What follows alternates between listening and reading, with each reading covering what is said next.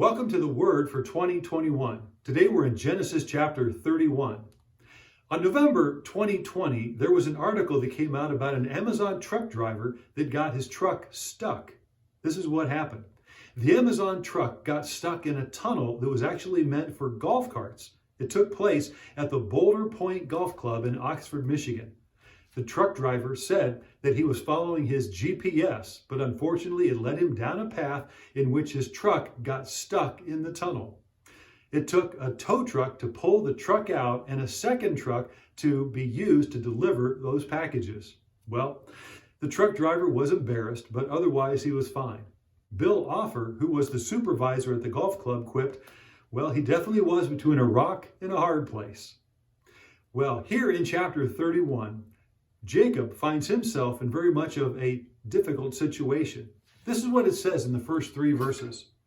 Jacob heard that Laban's sons were saying, "Jacob has taken everything our father owned and has gained all this wealth from what belonged to our father."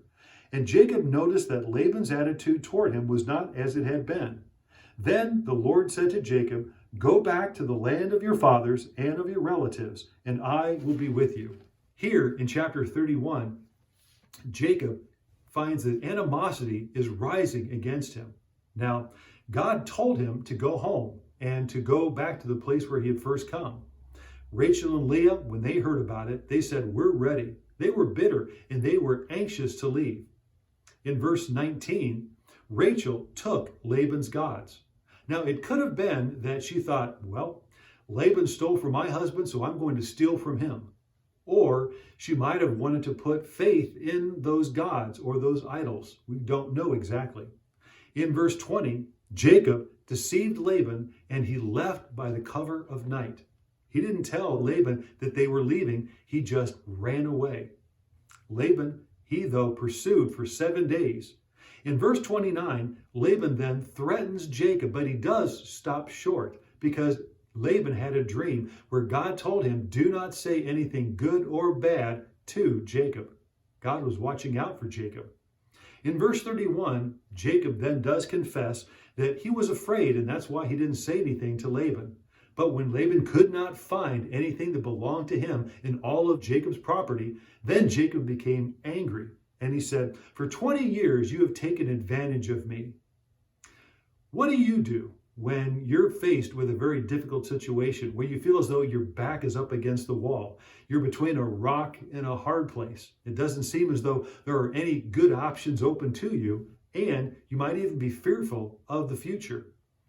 Do you put your trust in your knowledge, your abilities, or your possessions to save you or to provide for you?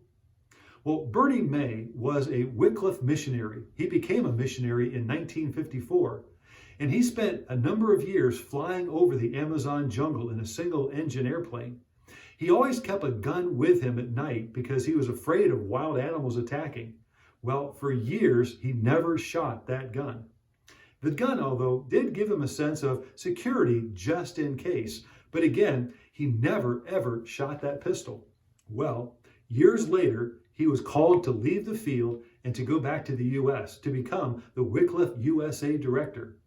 Before he left the Amazon jungle, though, he wanted to fire that gun. He had never shot it in all those years, and before he left, he wanted to shoot the gun. But every time he pulled the trigger, it just clicked.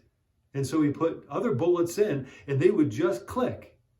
He had a gun that he was putting his trust in that didn't work. In fact, that's what he said later when he wrote this. "For years, I put my trust in a gun that wouldn't shoot." As we read chapter 31 here in Genesis, we see that God is our protector and our provider. God blessed Jacob. Everything that he had came from God's hand. He tried to make things happen for himself, but it was God who was the one that was watching over him and that was providing for him. God was the one that gave Jacob everything that he had, and he was watching over him. He even gave a dream to Laban to protect him. So whenever you feel as though you're between a rock and a hard place, what do we learn from this chapter? First, don't trust your ability to provide for you or to save you. Don't put your trust in a lie or in an idol, but trust in the Lord. As you put your trust in him, God will provide. Thank you for joining the Word for 2021.